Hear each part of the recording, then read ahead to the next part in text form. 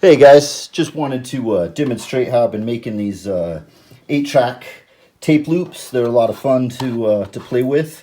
I like them because you can get 4 different loops, different sounds on one piece of tape that you can switch through as you're playing to change up your loops. What I did is I just modified a case, just cut out the back on one. I like to use tapes that I find that are broken, don't play, the tape's busted inside.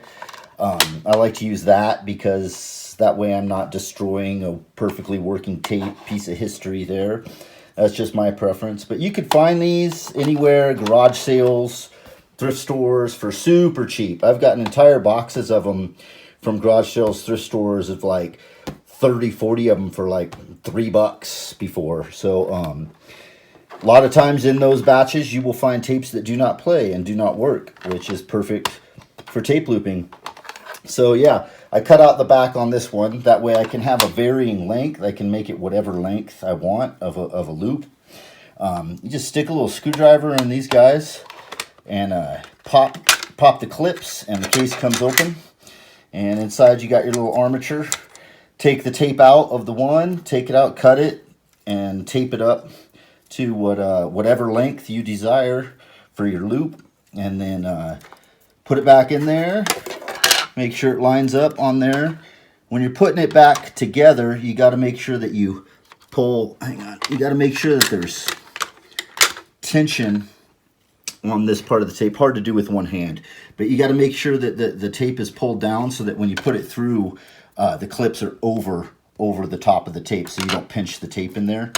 And then also important, sometimes when you pop them in, it'll want to pull the tape in on some of the players that I've used. This one doesn't do it really, but I always put some object, a little bottle or something to hold the tape from being pulled in. And that way you can also give it a little bit of tension to keep it. It actually will just play loose. You don't need to have it spool it around something, but yeah, very fun to mess around with. Lots of possibilities.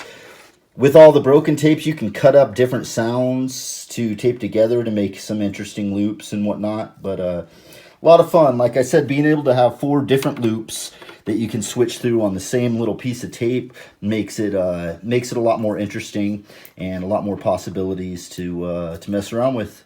But very easy DIY style 8-track tape loops.